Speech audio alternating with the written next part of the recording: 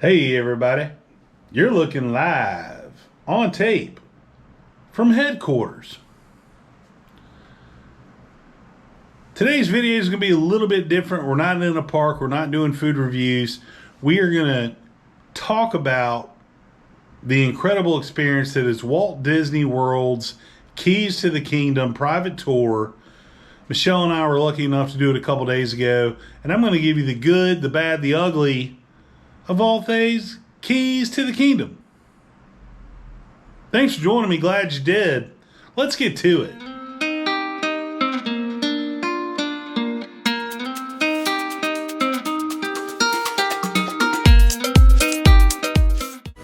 As far as I know, you can't book Keys to the Kingdom on the My Disney Experience. However, you can definitely book it on their website. Oh, I'm sorry, I was watching Gremlins. Pay no attention there.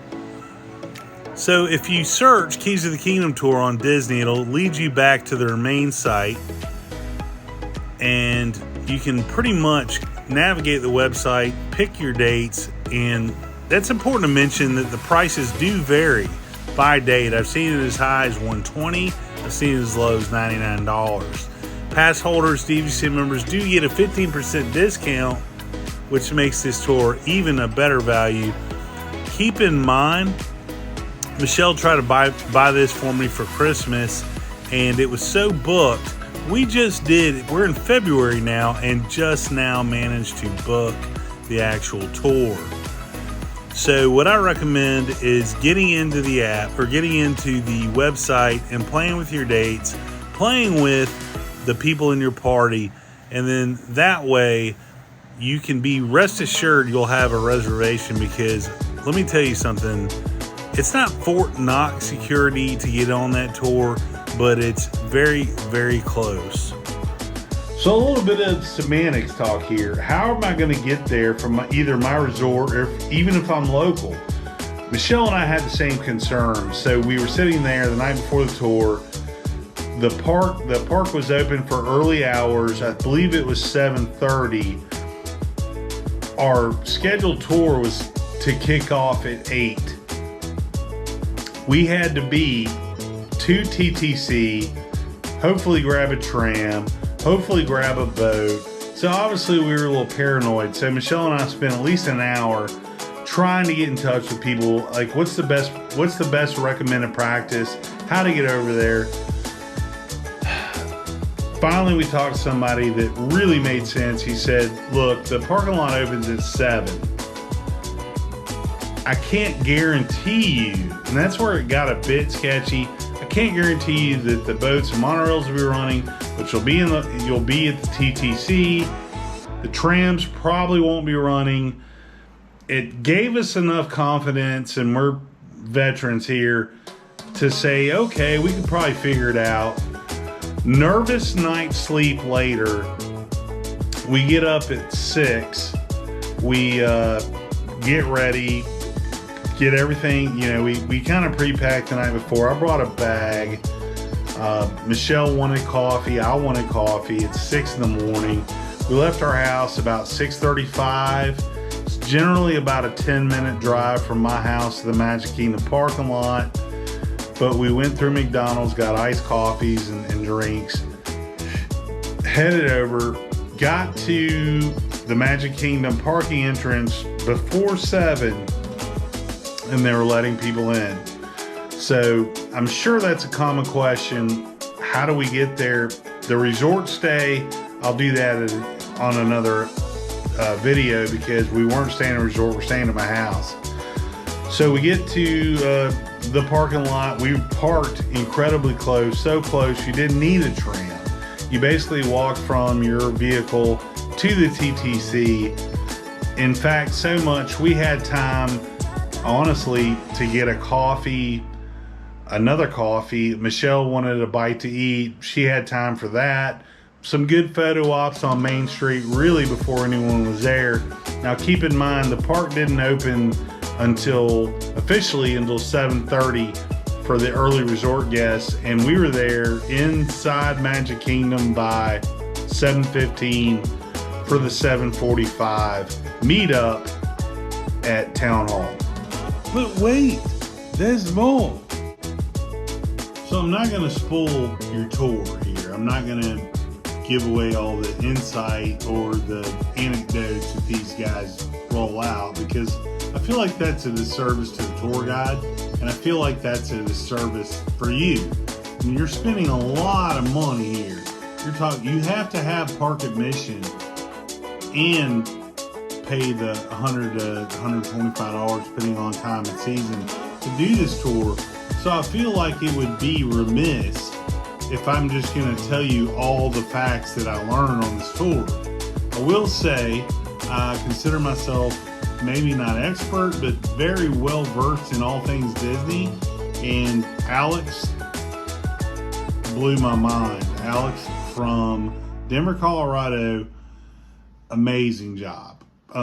It's the kind of it's when you pay for the tour and you show up at 7 in the morning, you're not expecting, but you're kind of like, I hope it's really good. And he ticks all the boxes. It was amazing. So kudos to him. I think he said it was like his 411th Keys of the Kingdom, and it felt like his first. But wait, there's more. So the price of the tour does include a couple things. One is lunch. Our lunch was at Pecos Bill. I have heard that it's kind of between Pecos Bill and Columbia Harbor House. Both decent choices for quick serve, but one thing that kind of stood out on the tour was we did have a private dining room, and I use those air quotes very loosely, but Alex, our tour guide, made sure to say, for any reason, if you have to leave the room, please unclip the rope and put the rope back, because we are intermingled with day guests. I sound like a oh man, sorry. I just remember, like, he wasn't like bad mouthing day guests, and he was just keeping everything open and honest. He's like, we don't want them in here, they don't need to be here, you paid for this. Like, they made you feel hoity-toity, for lack of a better term. If you don't know what hoity-toity means, I can't help you. So after lunch, it was pretty much more of the same. A lot of details behind the scenes. I will tell this story. So they make a big production. You know, I love to share my trips and my adventures with Disney. And I didn't bring cameras. Those of you that follow me know I have 3 cameras. I have my Sony, I have my GoPro, and I have my 13 Pro Max iPhone. And I left them at home. I mean, I brought my cell phone with me just because it's my cell phone, but I didn't bring any equipment with me. And Alex did a very good job on the front porch, like, you know, a very brief orientation, maybe 10 minutes. And he perfectly laid out, hey guys, we're not taking pictures, especially backstage, and we'll get to that in a minute. But it was the rules were there. Hey, if you want to be my friend, I'll be your friend, but do not, under any circumstances, whip out your vlog rig or whatever. And I was totally okay with it because I enjoy immersing in the experience. And not 5 minutes later, we had a guest that whipped out her phone and was like snapping pictures. And to Alex's credit, Alex shut it down immediately. He said, ma'am, I believe we talked about that in the meet and greet, that there is no technology, there is no photos, there is, you know, so can you please put that away? Now, meanwhile, you have 19 other people, and that's another question. A lot of people have asked me. The limit is 20 guests to a group, and it's a very manageable group. And you get to kind of know them, but you don't really know them. But it's neither here nor there.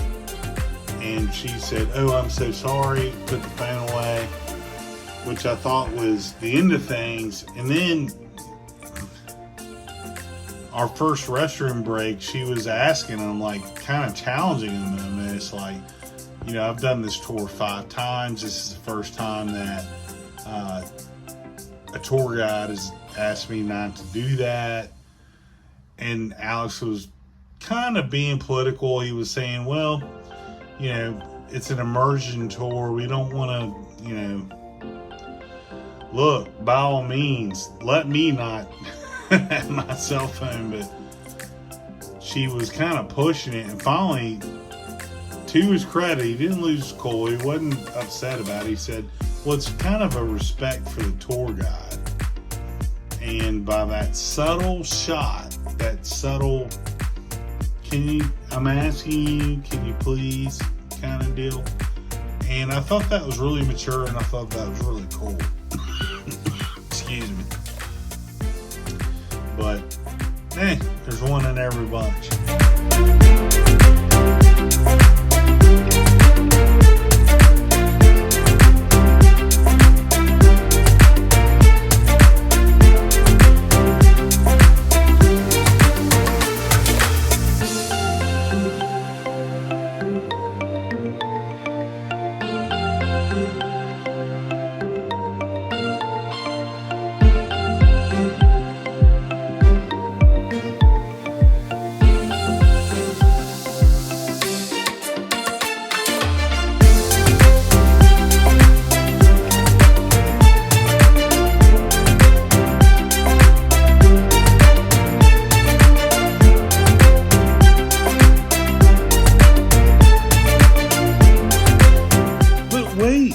There's more.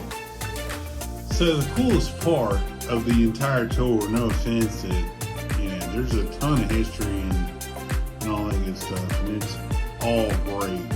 But to me, the coolest part was going into the Utilidors underneath Magic Kingdom, because you've always heard about it, but you never really saw it eye to eye.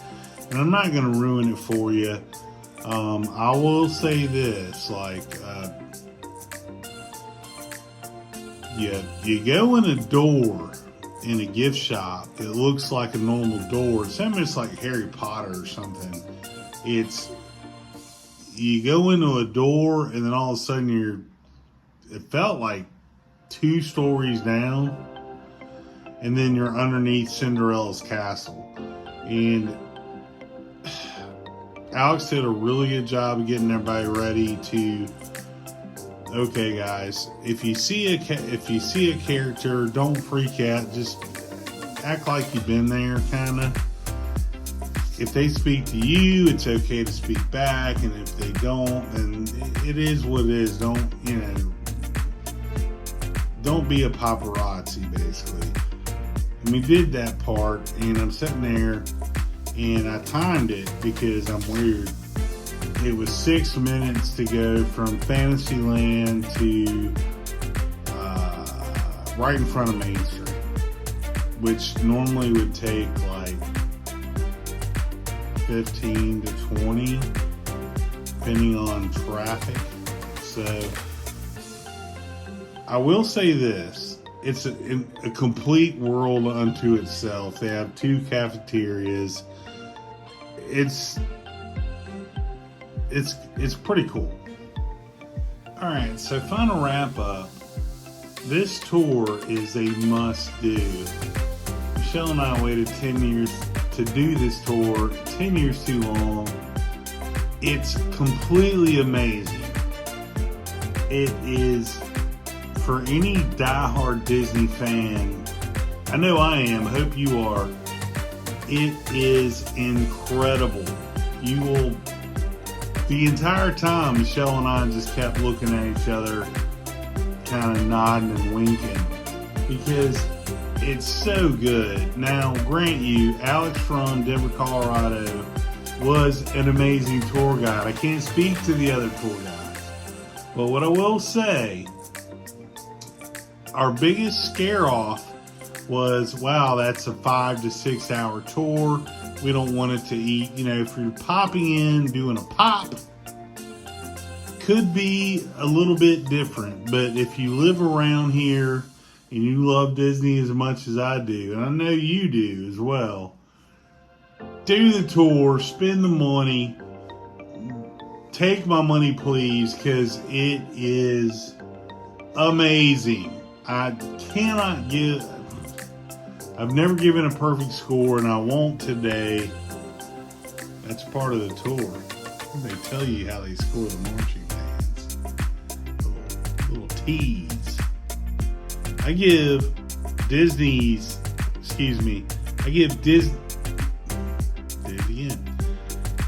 Walt Disney World's Keys to the Kingdom tour 9.0. Highest score ever given on any food, any experience. So check it out for yourself. I hope you do. Thanks for joining me. Glad you did. If you like what you saw today, make sure you like and subscribe. It does something. I don't know what it does. I mean, I'm sure all the experts out there will tell me. And if you hated what you saw today, blame my clumsy editing for not making this as crisp as I wanted to. But I think you get the message. You know what I'm saying?